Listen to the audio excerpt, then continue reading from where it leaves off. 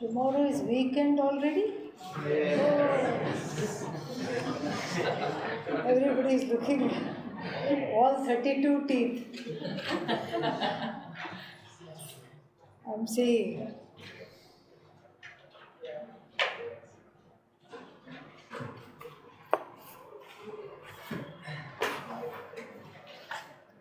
Om Sahana Bhavatu Sahanau Bhunaktu Saha Veeram Karavavahai Tejasvinavadhitamastu ma Vidvishavahai.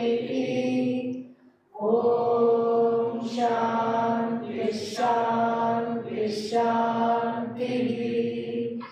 Parthaya pratibodhitam bhagavata narayanena swayam vyasena grathitam puranamunina madhye mahabharatam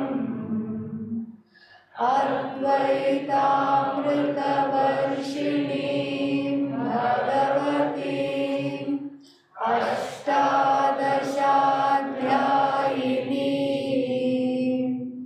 Amba Tvamanusandathami Bhagavati Te Bhavatveshini Yam Brahma Varunendra Rudra Marutaha Stunvanti Divyaistavaihi Vedai Sangha Parakramopanishadaihi Gayanti Yam Samagaha Dhyanavasthita tadgatena manasa Pashyanti yam yoginaha Yasyantam na vidussurasuraganaha Devaya tasmai namaha Devaya tasmai namaha.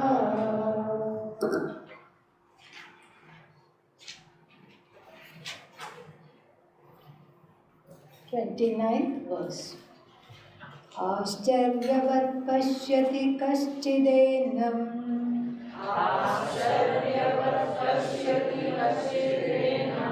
Ascharyavat vadati tathaiva chanyah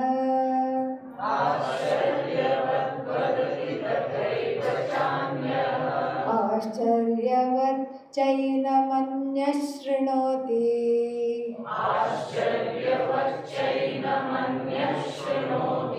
Shrutvaapyenam vedana chaiva kaschit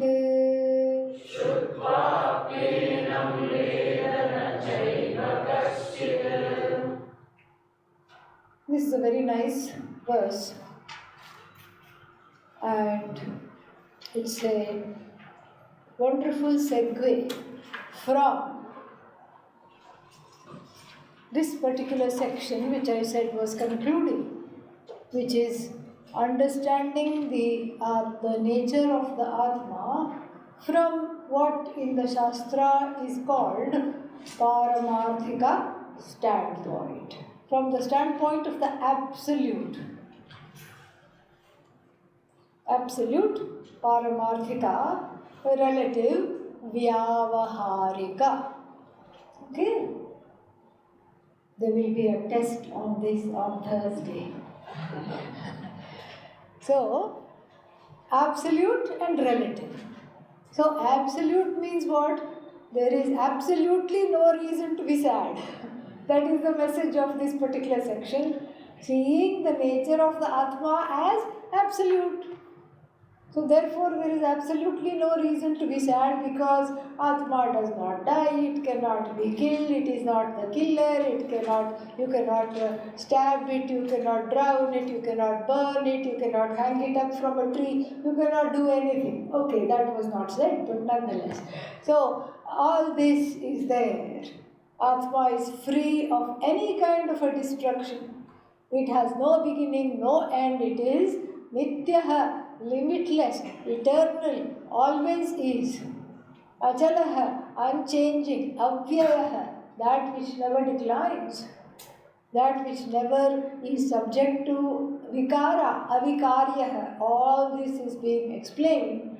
And concluding this section is a fun verse, also lifted verbatim from the Kathopanishad. Very good, yes, from the Kathopanishad. And here it can be seen in two ways, both of which are fun. And then let us explore this. Ascharyavat. Vat means like, as. Ascharya, even though it is translated as surprise, what does it mean? Wonder. Enam. Enam is a pronoun which refers to Atmanam. Enam Atmanam. This Atma. Ascharyavat pashyati kashchit. Some people look upon this Atma as a wonder. Ascharyavat vadati. Is that what is there? Next one. Vadati kechidanya. So, vadati, some people talk about this as though it is a wonder. Kechid anyaha, some others. Anyaha, others. Kechid, some others. Some people view the Atma as a wonder, while others talk about it as a wonder. And still yet others, Ascharyavat chainam anyaha shrunoti. Yet others listen to talks about the Atma with a sense of wonder, as though it is a wonder.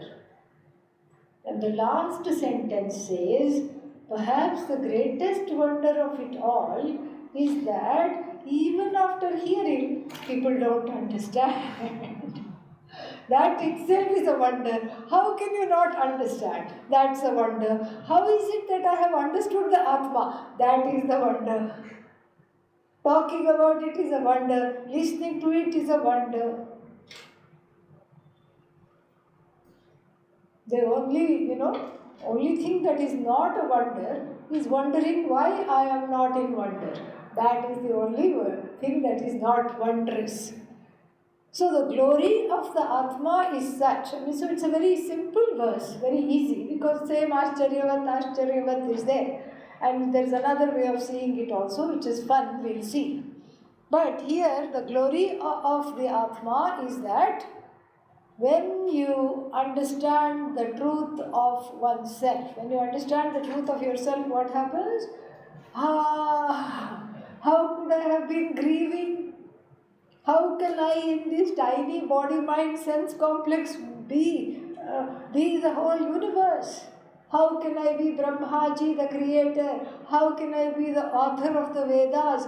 How can I be the eater of the food and the food itself? How can I be the same? How can I be the I in all hearts?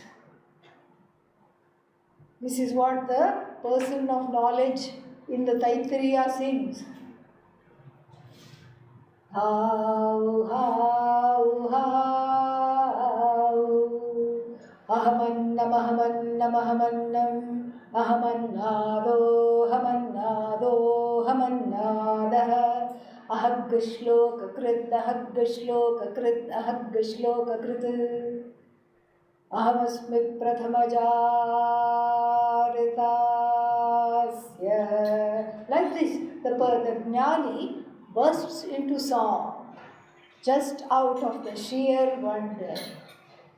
And what do the Jnanis sing? Ahamannam, ahamannam, ahamannam. I am the food, I am the food, I am the food. Ayyo, so many people have come, they are going to eat me up. No. Ahamannadah, ahamannadah, ahamannadah. Annadah means I am the eater of the food.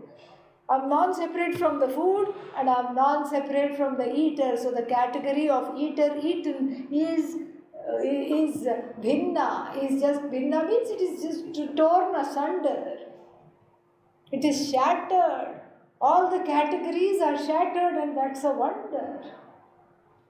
Aham shloka kritu. I am the composer of all the shlokas. Oh, really? You compose something? Show me. Well, it is in the Vedas. Go read it. You mean you composed the Vedas? Yes, I didn't compose them. It just came to me. I am the author of the Vedas. I'm the first one that ever walked on this earth. Like this, the person of knowledge sings in ecstasy because the person is in total wonder. It's a great wonder to be even knowing that this small little me with everyday problems and a lot of complaints. You see, the thing that separates Jiva from Ishvara, the only thing I think, we say self-ignorance, but self-ignorance is such a amorphous, vague concept. What is the how does the self-ignorance express itself? Through complaints. So what separates the Jiva from Ishvara? Complaints. This is not okay, that's not okay, this is a problem, that's a problem. All the time complaining. Have we heard Ishvara complaining once? No. If Ishvara had a complaint, it would be that the Jivas complained too much. This would be Ishvara's complaint. Only complaint. So this complaining individual, all the time crying, all the time feeling that I have been attacked, and all the time feeling left out, and all the time feeling that I am an idiot, I am small, everything is out to get me, feeling victimized, suddenly has nothing to complain about. We have to pinch oneself. What happened? Where did all the complaints go? Suddenly I don't feel like complaining. And even the fact that there is nothing to complain about does not become a complaint. I have nothing to complain about. Oh, what shall I do? That's not a complaint. So the fact that this person, as though trapped in a tiny body-mind-sense complex, full of complaints and full of all kinds of peeves and dissatisfaction, discontent, self-judgment, judging others, this person suddenly understands that there is nothing to complain about, that all is well, everything is okay, all is great, I am great. How did this happen? How did the fellow who thought, I am small, suddenly become all? How did this miserable creature who thought that I am the effect of other people's doings or omissions and commissions? This person thought I am because, but now I am the cause. And the person who thought at best I am odd now is told, no, add a G in front of it. What are you? God. Not odd, you are God. This is a big wonder. It's a surprise. It's the best surprise ever. We have heard of, what is that? The people do surprise birthday parties.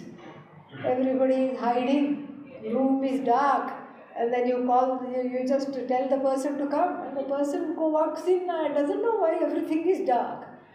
And then suddenly they bring the cake, everybody just springs out of their hiding place and yells, surprise, happy birthday Jiva, and surprise. And don't do this to a heart patient, okay? Yeah. For other people it's okay. But so, surprise. So that is a nice surprise. You find that the room is full of 25 people who really cared about you, and a person among those 25 people who never smiled at you is also there. Oh, this person also loves me. That's a nice surprise, wonderful. But even a million surprise birthdays cannot touch the wonder that is this Atma, knowing this Atma. So, Ascharyavat Pashyati, Kaschit Enam. Kaschit means a few that know, because it is not an everyday affair that everybody knows the Atma. So, some that know say Ascharya, they perceive it as a continuous wonder. And then Ascharyavat Vadati Kechid Anyaha. Certain other people talk about it as a wonder, whether one is a student or one is a teacher. If one is a student and phones home, oh, today the most amazing thing I studied. Nobody at the other end is interested, okay? Yeah. After a while, you will understand this, and when they ask you how your day went, you say, very nice, Ganga is very beautiful. You just keep the topics to what you ate. Every day there is a sweet. I am fed very well. That's enough for them. But if you start talking Atma, wonderful, it is the Adhisthana, and you just, what should I say, deploy some of the newly learnt lingo. You know what, mom, dad, Karya is Karana, Karana is not Karya. They'll say, yeah, beta, okay, whatever. They're not interested. Otherwise they too would have been here, okay, and not just grumbling about why you are here. All right. So this is a wonder. The ones who talk about it is a wonder. That's why it's nice to talk about it to one another. The teacher, when the teacher teaches, also teaches in wonder. That's why the opportunity to teach is really a blessing, because the more we teach, the more this wonder we get to live in, this constant wonder. This is one subject matter that cannot be it does not become routinized, rote, like A for Atma, B for Brahman, C for Chit, D for Dharma. E for Eshana. I can keep going on and on. Eshana means Kama. F, we don't have F. We have PH, Karma Phala. Yeah, like this we can keep on going. So there is a certain kind of a complacency that sets in with other disciplines of knowledge. Why? Because it is other than you. So you have to kind of pump up the chest and the enthusiasm, jump up and down, and then go to teach this. Because your heart is not in it fully. Some days it is in it, but certain other days, some days even in that subject matter you are able to see Ishvara, because every subject matter is Brahman, is Ishvara. So some days, yes, you are able to see that non-separation and teach with a passion. Certain other days, not so much. You are not able to do that, because you see it as a separate thing from you. The enthusiasm slags, and then it is just lagging in a certain way, slackening and lagging. And I combined the two words and made it slag. Slackening and lagging. It's lagging. And so, yeah, they say everything is Ananda, you are Ananda, I am Ananda. You can't teach Atma like this. Why? Because it is you. You keep seeing the meaning when you are teaching it, and so the teaching itself, the talking about it, is a great wonder. It's very clear from seeing the Vedanta teachers that whether the students are having a good time or not, they are having a fantastic time. They are enjoying it. So this is wonderful. This is a wonder. And then the other thing is this, because it's like the love of the self it brings out. The self is the only object of love. It's like when you pass through a shiny surface, a mirror, the glass of a store front. You're walking and there are shops on either side with big, big glass, so you can naturally see your reflection. The legs slow down, you stop, and you look at yourself. Even if you say, I hate how I look, I don't like my height, I don't like my hair, that is if you have hair, okay? Yeah, otherwise you don't have this problem, that's also okay. And then I don't like my hair, I don't like my nose, I don't like my toes, from head to toe there are complexes. Still the person will stop and take a look, because the person thinks the body is the self, or the body is a gateway to the self. Even a 95-year-old person with wrinkles on the face like a road map can go and stand in front of the reflecting surface, and they will also look at themselves. So that is the love of the self. So talking about the self is joyous at all times and wondrous at all times. At all times.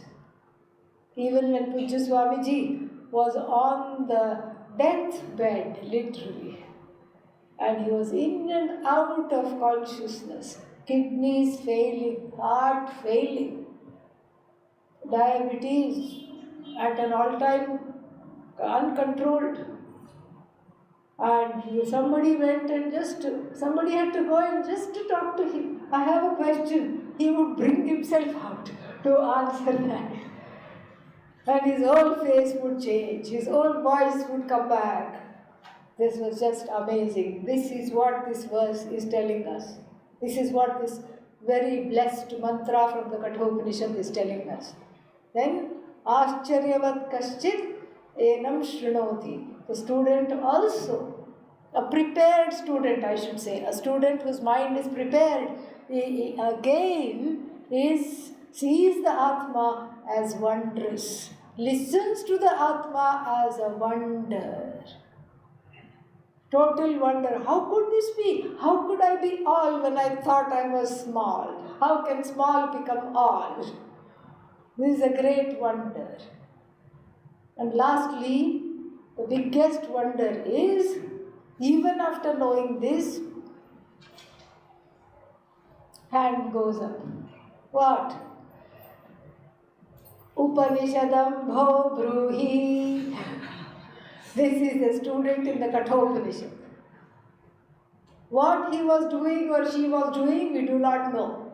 Whole Upanishad has been taught. In fact, the teacher thinks, okay, maybe the dinner bell in the ashram is about to ring. I'm thinking of winding this all up. Suddenly the hand goes up and the student says, "Oh revered sir, bho, oh revered sir, please teach me the Upanishad." And how to teach, we learn from the teachers of the Upanishad. Because if supposing anybody had asked like this in any other branch of knowledge, the teacher would say, "What were you doing? What were you doing this whole time?" That would be tempting to say. But the teacher in the Upanishad gently points out, "Ukta te Upanishad. I have already taught you the Upanishad." Without any chiding, no scolding, nothing, I have taught you this. Brahmim Bhava Upanishadam Vakshyamaha. Now we'll teach you something else. Something else that will help you assimilate, obviously, that which you did not understand. And then he teaches steps of how to prepare the mind. Very beautiful. So these things happen. At the end of the story, the person says, after listening to 9 days of Ramayana, some people call it Ramayana, okay, don't do that, yeah, Ramayana, okay, yeah. And so, Ramayana, 9 days, there was a Panditji who unfolded the story day by day. Most people were 70 plus senior citizens who came to listen, because if they had been at home, they would have been asked to babysit their grandchildren. So they said, okay, nice way to come. And the temple was cool, all stone floors and stone walls with little ceiling fans. So as soon as Ramayana started, they all fell asleep. One young fellow was sitting right in front of the Panditji, nodding his head, expressing joy at joyous moment, crying during the bhakti moments and the sad moments. And the Panditji was starting to have some plans in his head. He is going to be my successor, and I'm going to teach him everything, and I'll take him traveling with me on my tours, and I'm going to give him everything, and he is going to be the next Kathakar. He is going to be the next person who will carry on my legacy. And then at the end he said, Panditji, I have a question. Yes, if you don't have a question, who else will have a question? Other people didn't have a question because they were not there, and the bodies were there. And so then he said, you kept talking about a person, Rama, Rama, Rama. Yes. Then you kept talking about another character, Ravana, Ravana, Ravana. Yes, Panditji said, yes, bolo. Yes, tell me, what is your question? I am a little confused. Who is the Asura? Asura means Rakshasa. Rakshasa means demon. Who is the demon?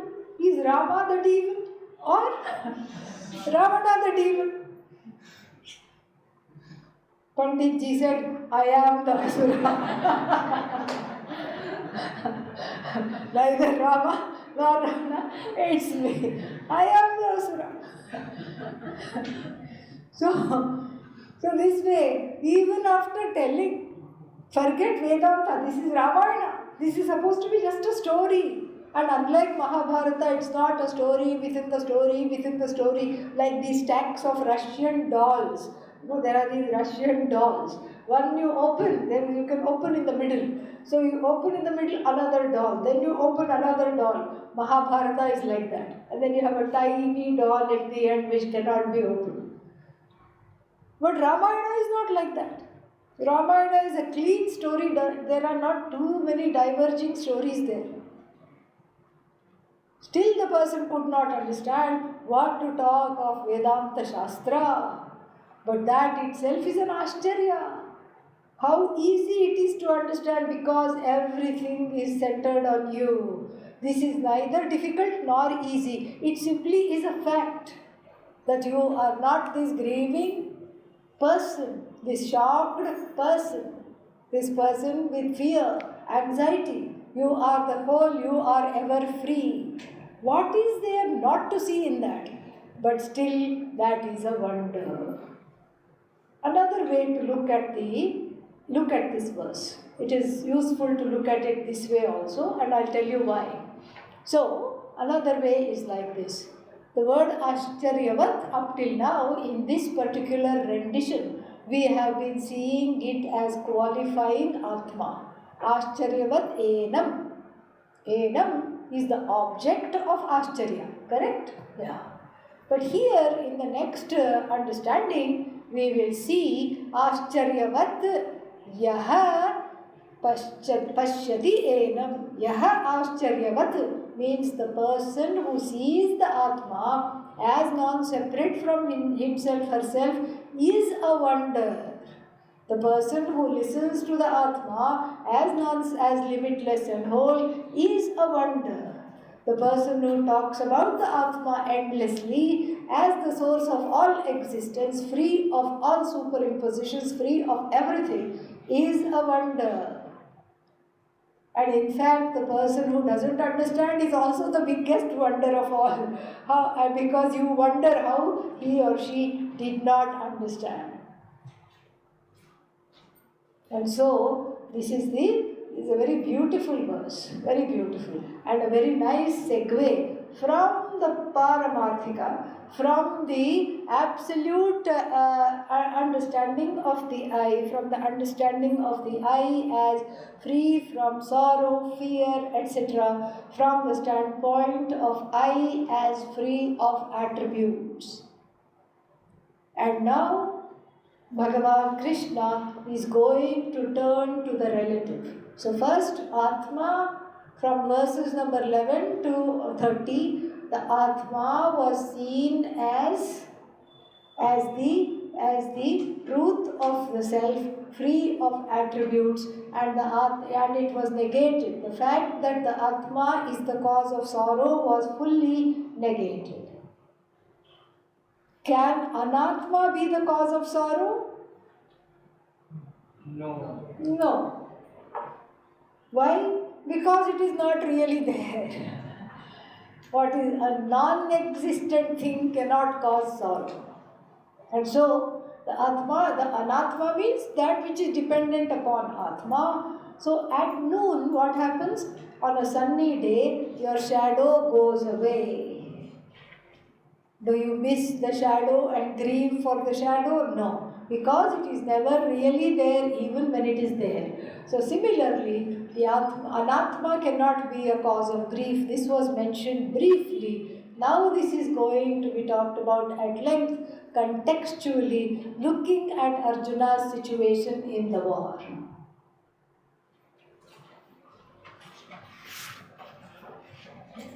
देहि नित्यमवध्योऽयम्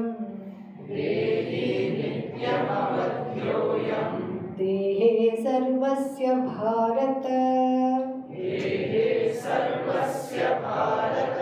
तस्मात् सर्वाणि भूतानि न त्वं शोचितुमर्हसि स्वधर्ममपि चावेक्ष्य न विकम्पितुमर्हसि धर्म्याद्धियुद्धात् श्रेयोऽन्यत्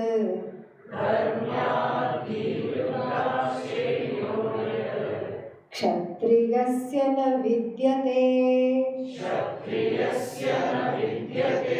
यदृच्छया चोपपन्नम्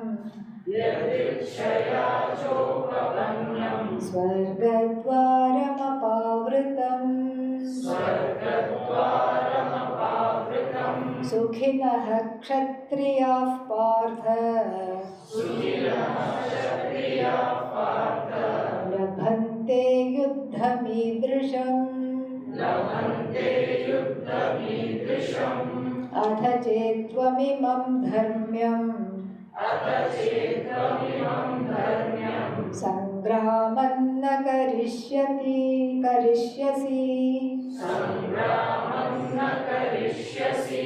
ततः स्वधर्मं कीर्तिं च हित्वा पापमवाप्स्यसि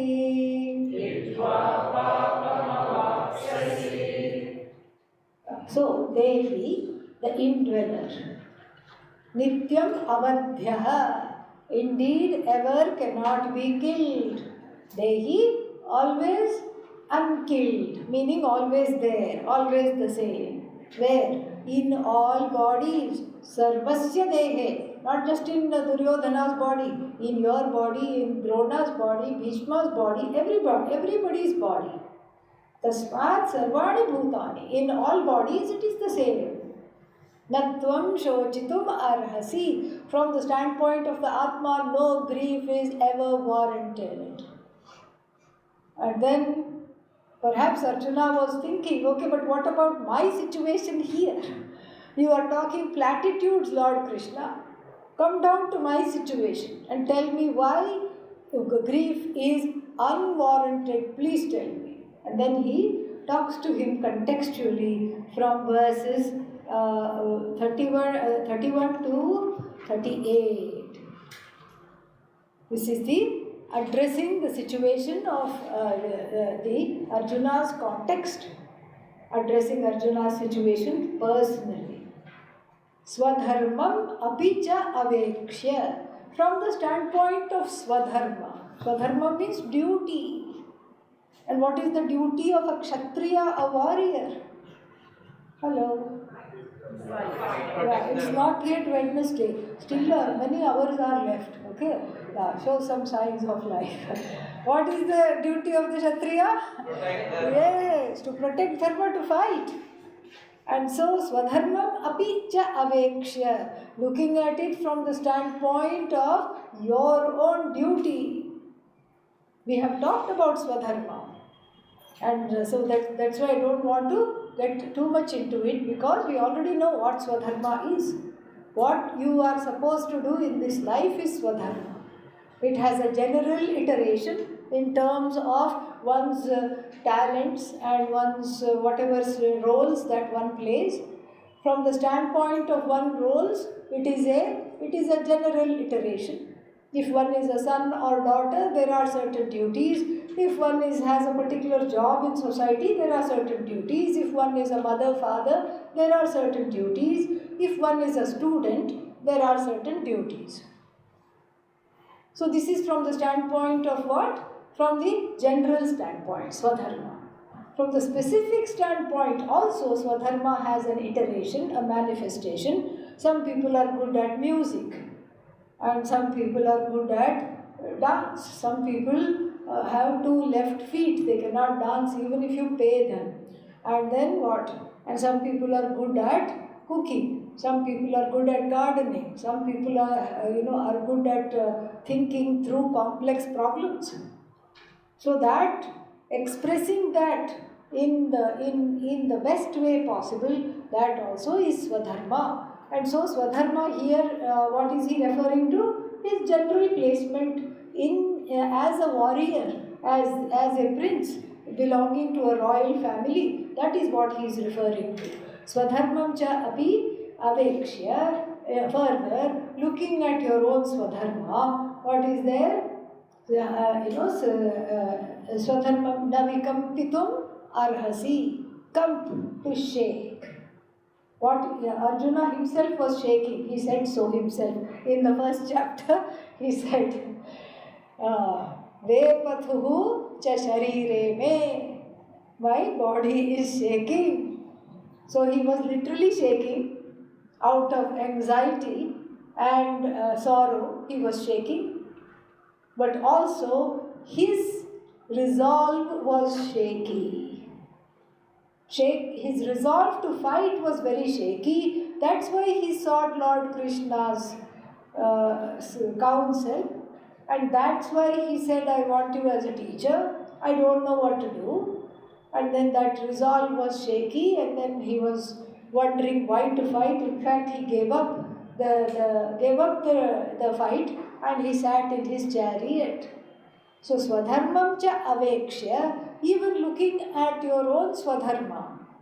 Navikampitum arhasi, you do not need to be shaky in your resolve.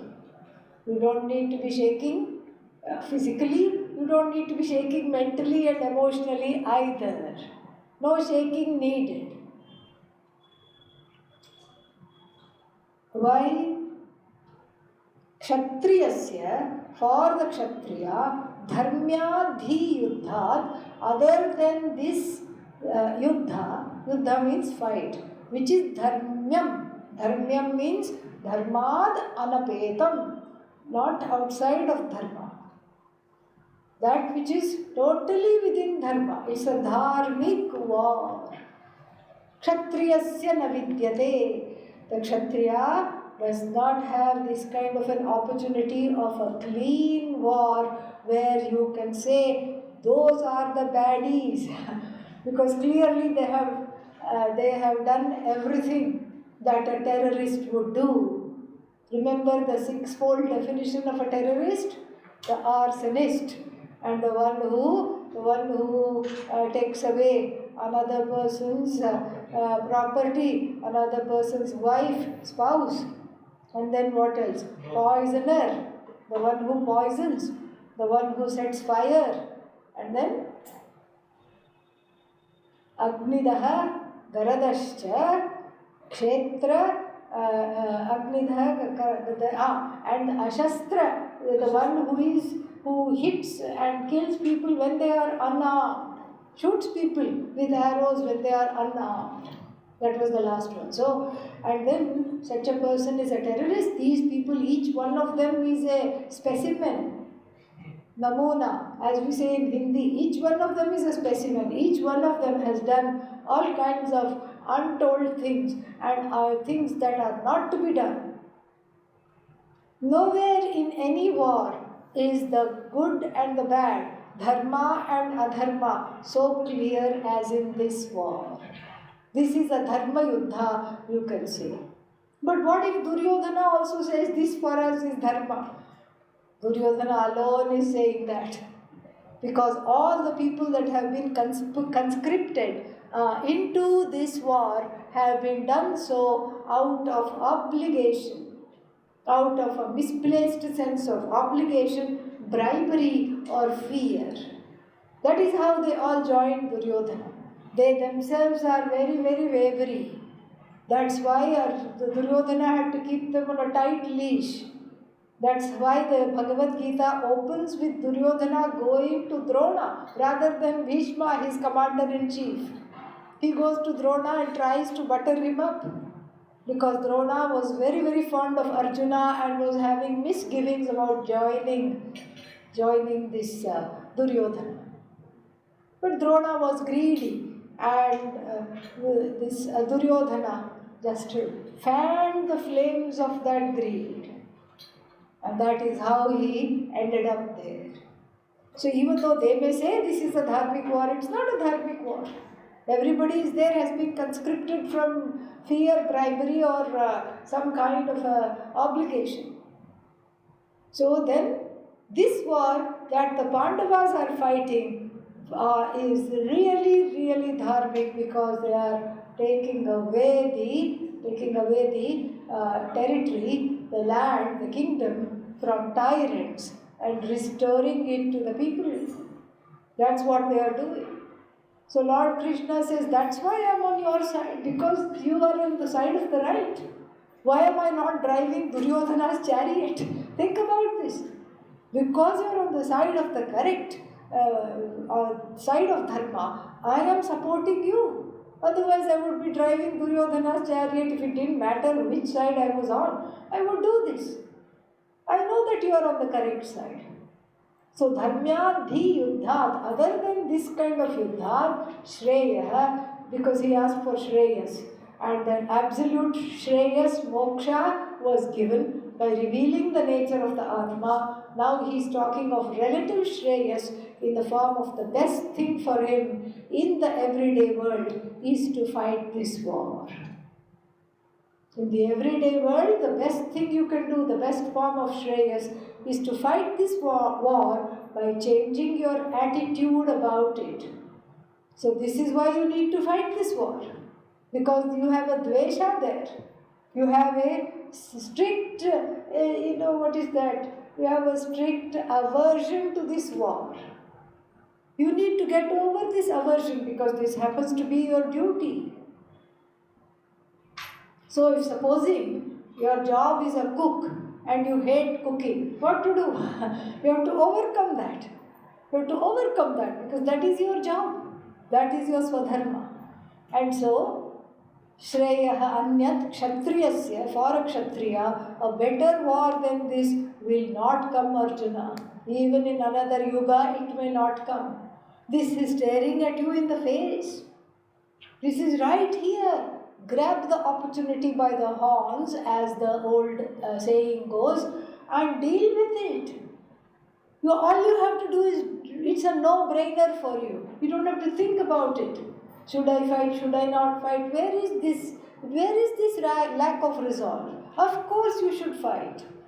Because you are a Kshatriya, your duty is to protect Dharma. This is a Dharma war. Hello, do the maths. And then see that 2 plus 2 is what? 4. Very easy. And then he says, Yadrichaya. Yadricha means by itself, like a stroke of good luck that happens, by itself is called Yadricha. Whatever comes by fate, Yadricha.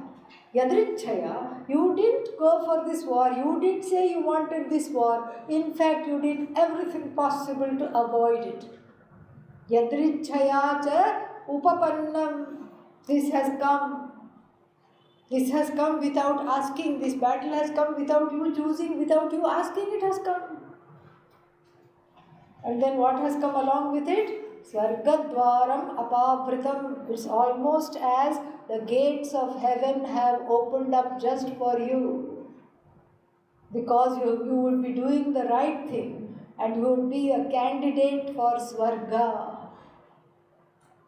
This is because, why? Every Kshatriya wants that. So, Swarga is a very big thing. Even now in most religions, Swarga is a very big thing. Even in the Hindu tradition, everybody wants to go to Swarga. If they haven't come to ashram to study Vedanta, they all want to go to Swarga. And in the first week of the ashram, the Swarga demon has been exorcised. As we say in Hindi, what is that? Bhoot utar jata hai. That demon is exorcised. Because what is this Swarga? A little, Pujya Swamiji used to call it holiday out. Because there is a chain of hotels called Holiday Inn. This is holiday out. You have a holiday, wapas aayega, will come back. That's why perhaps every newborn baby cries. Oh, I was enjoying Urvashi's dance, and what am I doing here? Who knows? Swargadvaram apavritam. This is the doors of heaven have been opened up, the gateways of heaven have been opened up for you without you trying. Who will get this opportunity? Arjuna, don't waste it. Sukhinaha kshatriyaha partha. Very happily, all the kshatriyas in your situation, they would take care of this situation. They would jump to be in this situation. Lucky is the Kshatriya who would be in this situation. Anybody offered this situation, they would jump at it because it's a no-brainer. I don't have to think. Lord is standing here and advising me to fight. What else to do? Just go for it. I don't have to think. Somebody is here who is trusted. It's not just grandfather is telling me. It's Bhagavan Krishna telling me. What is there to think? It's a no-brainer. And then he says, maybe he saw doubt in Arjuna's eyes, and he says, supposing you say, I'm not going to fight this war, O Krishna. Atha, now, chet, suppose, imam tvam, you, imam dharmyam sangramam na karishyasi. If you do not fight this righteous war, tataha, then, swadharmam, your own dharma, your own duty, kirtim cha. Kirti here means honor. The honor is very important to a warrior. And the honor, hitva, having lost is drishtaphala. Having lost swadharma and kirti. Kirti is not a woman's name here. Kirti means honor. Okay? Don't say who is this Kirti that is being lost. Okay? Kirti is not who, Kirti is what. So what is this Kirti? Honor. So Swadharmam Kirtim cha. So you will lose your duty, your opportunity to do your duty you will lose. And then what else will you lose? Honor. This is Drishtaphala of your non-acting. Alright? And then what else? And then Adrishtaphala is you will gain Papa. This is Papa Karma. Very interesting. If you fight this war, the gates of heaven will be permanently open to you. And so you don't even have to worry about death. Gates of heaven are open to you means you don't have to think about death. You don't have to worry what will happen. And here, rarely does a Kshatriya get a chance like this, where it is such a clean dharmic war that he is being asked to fight. But suppose you say, I am not going to fight this war. I have no interest in fighting this war. Then, two things will happen. Every action has what? Drishtaphala, visible results, and adrishtaphala, invisible results. And so, what is the visible results? Everybody will dishonor you. More about that in the succeeding verses. Everybody will say, Chhi, what is this Arjuna? Let me spit on him. Thu, how can you do this? This is what they will say. Because you leaving the war, because you are a Shrestha, you are a leader. And if you depart, then Yudhishthira will go, Bhima will also go because they are very devoted to you. And then Nakula Sahadeva will also follow. And then what? Duryodhana will say, Yay, I am victorious.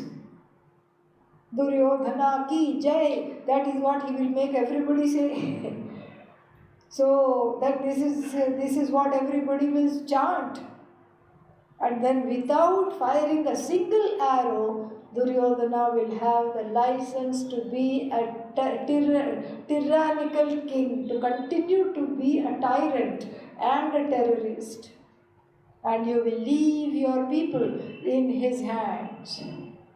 And where you said you are going? You are going to Rishikesh. Well, those people will also come to Rishikesh. It's not very far. From Kurukshetra to Rishikesh is not very far. And what will you do? You will grow a beard to hide from the people you know. They will see through you. They will not think you are great at all. And then all the mothers will tell their small children. What will they tell? They will say, when they are eating the food, if the child says, I don't like spinach, palak, I don't like this, I don't like that. If they say, then what will the mothers tell? Do you want to grow up and be a coward like Arjuna? Eat up. Eat up your dal, eat up your rice, eat up your vegetables. This is akirti, dishonor. Not only you will be having infamy for ages and ages and ages. See how we think about Arjuna now? That is not how we would have thought of him had it had a different effect. And so, then after death, you will also get papa, which will be translated into difficult situations in the here or the hereafter. But here is a very important and a very intriguing question. If I do something, I go and hit somebody, okay, nicely I cuff them. Then I have Drishtaphala. People will say, what is wrong with you? Why did you do this? Drishtaphala. I will have akirti, dishonor. And then I will also have papa, correct? Because I hit somebody who was just minding their own business. Okay, this I can understand. Here Arjuna is saying, I will not hit, I will not fight. Can a non-action cause papa? How can a non-action cause papa? If I do something, okay, papa, yes. But if I don't do something, how can I cause disturbance? How can I cause papa? How can I accrue papa? What? Yeah, not doing is also action. And Swadharma is very funny, because if you don't do Swadharma, you gain something, and he is going to talk about this in a little bit. Pratyavaya dosha. Akarane pratyavaya. Pratyavaya is a very interesting kind of a papa. If you do what you are meant to do, you don't get punya. Like when you get up in the morning, you are supposed to brush teeth. If you brush your teeth, nobody gives you punya. If you wash your clothes regularly, I mean, not once a year, okay? Yeah, then nobody gives you punya. If you take a shower, nobody gives you punya. But, if you do not brush your teeth, if you do not wash your body, if you do not wash your clothes, then do you get the immediate effect or not? Whether you get the immediate effect or not, other people next to you will definitely get the immediate effect, for which reason they will not be sitting next to you. You will lose friends, correct? Yeah. So even not doing has phala, obviously. Because in not doing, you are sowing the seeds for other doings. Here you are sowing the seeds for bacteria to grow on the teeth and in the body, and so there is the dosha. So certainly nitya karma must be done. There, then akarane pratyavayah. If you don't do that, you accrue a phala, which is a papa karma called pratyavaya. If you brush your teeth, nobody is going to give you a gold star. Okay, shabash, fantastic, you have brushed your teeth today, how wonderful. Nobody is going to say. But if you don't brush, then you have to brush up on personal hygiene. That's what you have to do. And so that's what he says, that you will not only in this life, right now, you will lose honor, and then you will lose the opportunity to do your duty, but you will also attract Baba. And then Akirtim Chapi Bhutani. Did we chant this? Akirtim Chapi Bhutani. Akirtim Chapi Bhutani. Kathayishyanti te vyayam. Kathayishyanti te vyayam. Sambhavitasya cha kirtihi. Sambhavitasya cha kirtihi. Maranadatirichyate. Maranadatirichyate. Bhayadranaduparatam. Bhayadranaduparatam. Mamsyante tvam maharathaah. Mamsyante tvam maharathaah. Yesham chatvam bahumatah. Yesham chatvam bahumatah. Bhutva yasyasi laghavam. Bhutva yasyasi laghavam. So, you will lose kirti was said in the last verse. Akirtim cha api bhutani kathayishyanti te avyayam. Your infamy is not just going to last your lifetime. Avyayam means throughout history, without a break. All the mummies will tell their children, please do not do anything, but do not grow up to be like that Arjuna. You will become a negative stereotype, like Ravana, like Kaikeyi.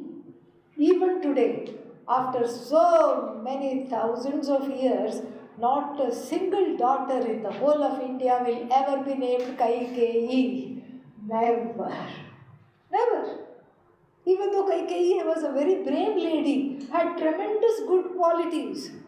She was a warrior in her own right. She knew how to drive a chariot. She knew how to repair a chariot. She could fight off the asuras. She was a great lady. Who remembers all that? One action, and then all her reputation forever is destroyed. You take a census of whole of India, and then Indian names are there in Malaysia, Indonesia, Bali, Thailand, Sumatra, Java. You go everywhere and do a survey. Not a single person will be named Kaikeyi. Not one. Even Ravana, except in Sri Lanka. I do know one person called Ravana Dasa. So, because in Sri Lanka, Ravana was a revered king for them.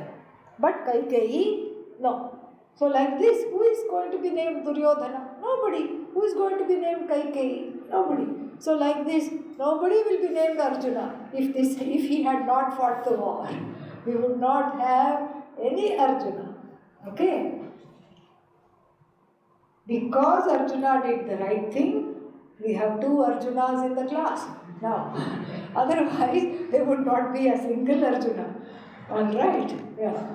So, then, Akirtim chapi bhutani kathayishyanti te avyayam. People will drag your name in the mud for time immemorial. Avyaya means without a break.